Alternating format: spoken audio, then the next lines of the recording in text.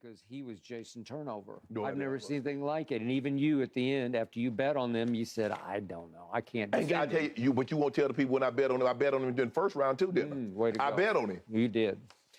Number 3 is John Morant. His problem is he's about 6 feet tall. But even at 6 foot tall, he's in front of you-know-who. The guy that I said should have been first. 4 is Evan Mobley. And then that was a little surprising. Right. 5 is Anthony Edwards. Okay. You know, he's got some game. And number 6 is Zion Williamson. All I know is when Zion is right, he's the best. Okay, when is that? It's when he's healthy and when he's fit.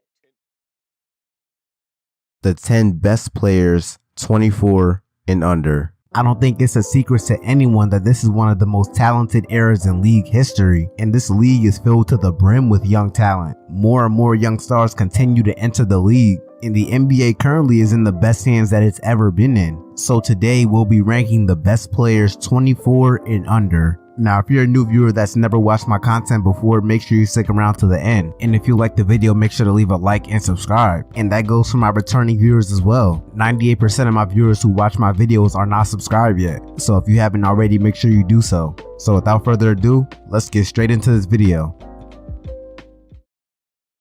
Now at 10, we've got LaMelo Ball, and this is definitely a tough one. This spot to me could have either gone to Shai Gilgeous-Alexander or LaMelo Ball. I mean, they both share similar stats, and neither of their teams have been good. So what was the deciding factor? The deciding factor to me is that LaMelo Ball is the better all-around talent. He's a better playmaker by far, he's the better rebounder, more IQ, he's the better three-point shooter, and scoring in general really isn't that far off between the two, even though I do believe that Shai is the better scorer. And not to mention LaMelo Ball has been in the play-in twice, so that's why I ultimately went with LaMelo Ball at 10. Now at number 9, we've got Evan Mobley. Evan Mobley last season came in and made an immediate impact for the Cavaliers, and he helped with shifting the culture there. They went from a lottery team to a playoff contender, and a big part of that has to go to Evan Mobley. His upside and potential is insane. A 7-foot guy who can stretch the floor and is a multi-position defender. Evan Mobley is one of those guys that you just don't see very often. Last season he averaged 15 points, 8 rebounds, and 2 blocks. And you can most definitely expect those numbers to skyrocket next season, especially with what we saw last season. So that's why I have Evan Mobley at number 9. Now at 8, we've got Scottie Barnes.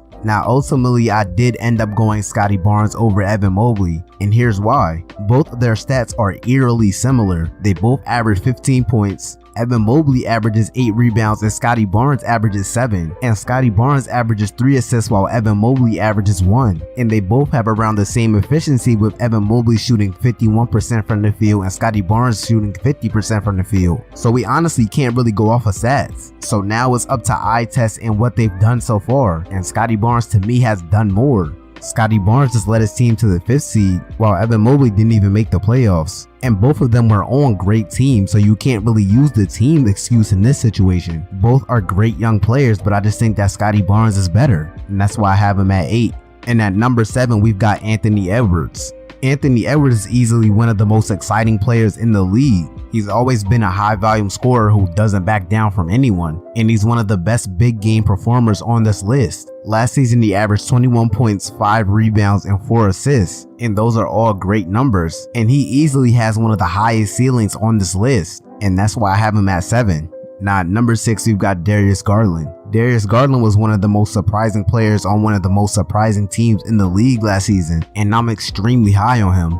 He showed that last season he can be one of the best playmakers in the league, and that he can be a very effective scorer on average efficiency. And last season, for the most part, he was responsible for most of the Cavs offense, playmaking and getting shots for others, and scoring the basketball. DG was doing it all on the offensive end last season. He averaged 22 points, 9 assists, and 3 rebounds, and shot 46% from the field on 17 attempts. Now obviously there are some questions with his defensive ability and his size, but you should never take his offensive impact for granted, and that's why I have Darius Garland at 6. And now at number 5, we got Ja Morant. Now Ja Morant at 5 may be a little controversial, but there's a guy above him that I always thought was better, and we'll get into that after this. Nonetheless, Ja Morant is an insanely talented player. Ja Morant last season put the Grizzlies on the map. Going from the 8th seed a season ago to the 2nd seed is insane. And going from a 19 point per game scorer to an MVP candidate is also insane. Ja has gotten better every single year. He's gotten better as a playmaker, he's gotten better as a 3-point shooter, and he's gotten more efficient.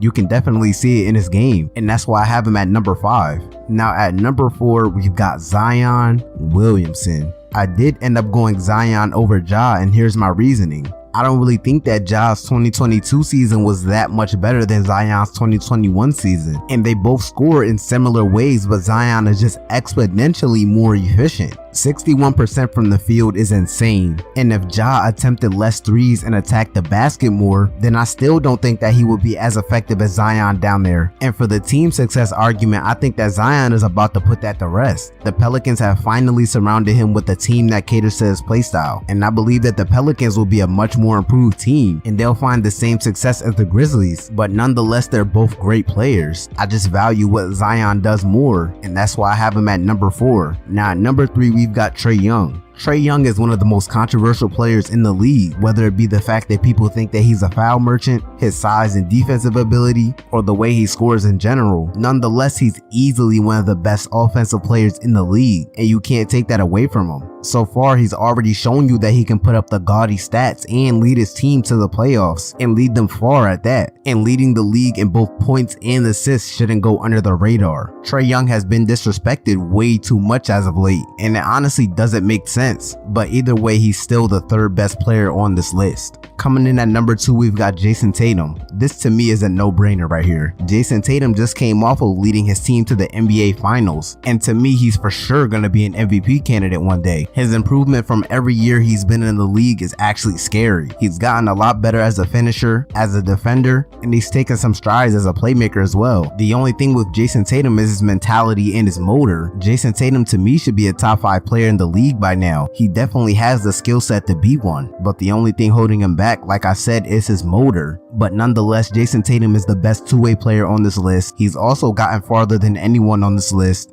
and he's got one of the highest ceilings as well, and that's why I have him at number 2. But at number 1, of course, we've got to go Luka Doncic. Luka at number 1 is a no-brainer. Offensively, he's a top 5 player in the league, and he's also a perennial MVP candidate. He's one of the best big game performers in the league, and he's done a lot with a team that isn't that talented. And next season, I see him doing the exact same thing, continuing to lead the Mavericks, who aren't that talented of a team, to spots that they aren't supposed to be in. And that's why Luka Doncic is the best player under 24.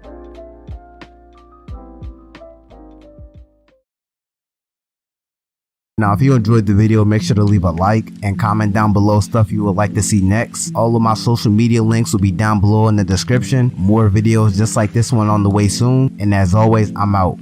Peace.